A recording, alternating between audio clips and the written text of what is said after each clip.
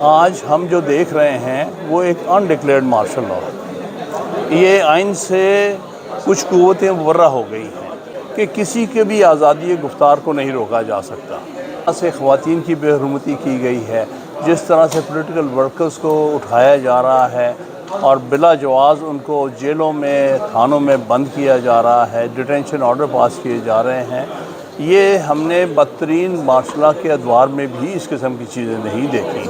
تو میں یہ سمجھتا ہوں کہ اس وقت انڈکلیئرڈ مارشل لاء ہے ملک کے اندر، ہر چیز وہی کی جا سکتی ہے جہاں اور آئین کی کسی کو کوئی پرواہ نہیں ہے، اور عدلیہ کے فیصلوں کو رد کیا جا رہا ہے جو کہ آئین کی کھلی خلاف ورزی ہے۔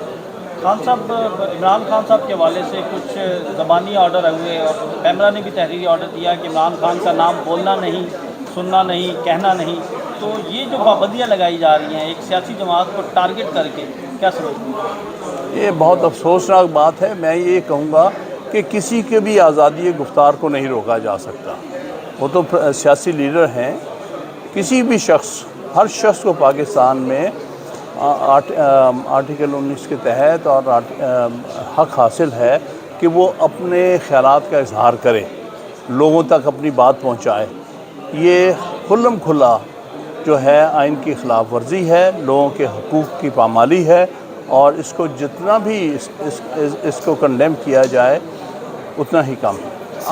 سیاسی ورکروں کی جو پکڑ دکڑ ہے، گھروں پہ چھاپے ہیں، خواتین کی تذلیل ہے، اس کے علاوہ جو ملٹری کورٹس میں ٹرائل کیا جا رہا ہے، تو اس حوالے سے کیا ہے؟ دیکھیے، ملٹری کورٹس کو وکلاء نے کبھی قبول نہیں کیا، کیونکہ واضح طور پہ آئین کی خلاف ورزی ہے۔ آئین میں کوئی کہیں پر بھی سویلین کے ٹرائل کے لیے فوجی عدالتیں نہیں بنائی جا سکتی، اور اس کے اوپر سپریم کورٹ کا ایک فل کورٹ کا بھی فیصلہ موجود ہے۔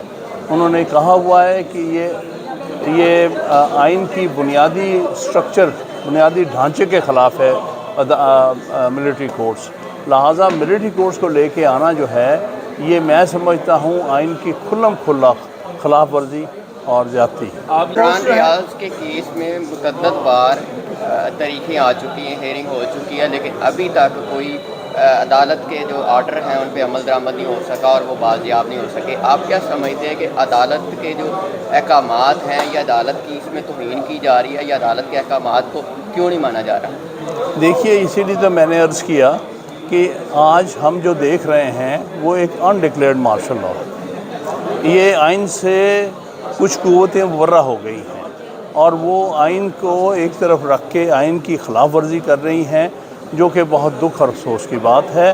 یہ کسی کے بھی مفاد میں نہیں ہے۔ جو سیاسی جماعتیں اس وقت اس قسم کے قوتوں کا ساتھ دے رہی ہیں، ان کا احساس نہیں ہے کہ ان کا بھی وقت دور نہیں۔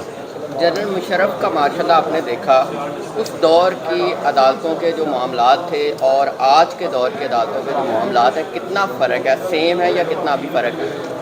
دیکھیے، یہ کامنٹ کرنا مشکل ہے۔ جب بھی فوجی حکومت آتی ہے، عدالتوں پر بہت بوجھ پڑتا ہے، چاہے وہ ضیاء الحق ہو، چاہے ایوب خان ہو، چاہے مشرف اور یحییٰ خان ہو۔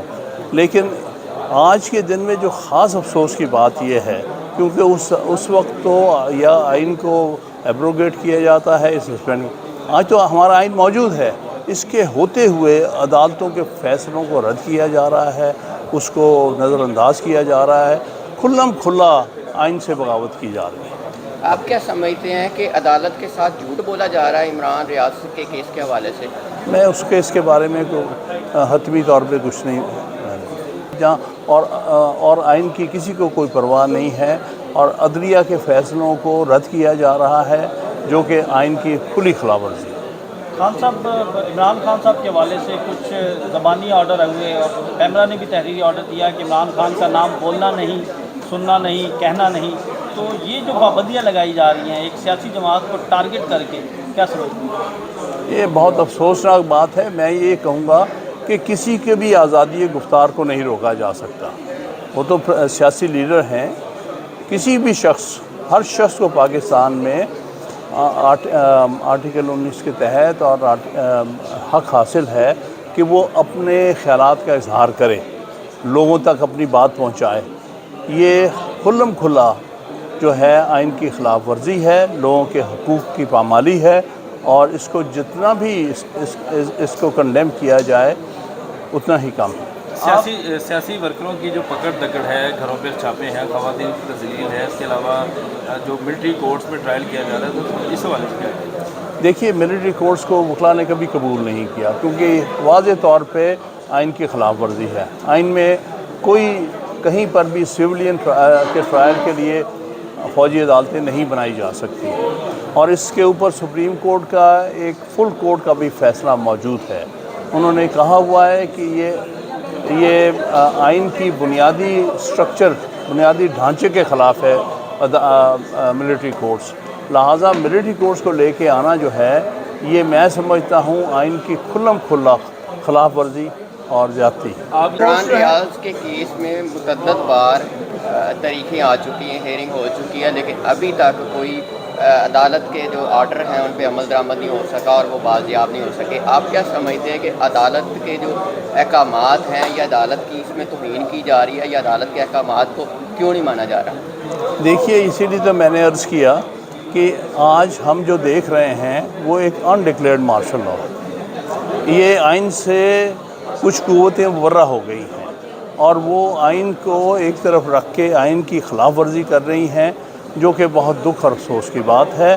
یہ کسی کے بھی مفاد میں نہیں ہے۔ جو سیاسی جماعتیں اس وقت اس قسم کے قوتوں کا ساتھ دے رہی ہیں، ان کا احساس نہیں ہے کہ ان کا بھی وقت دور نہیں۔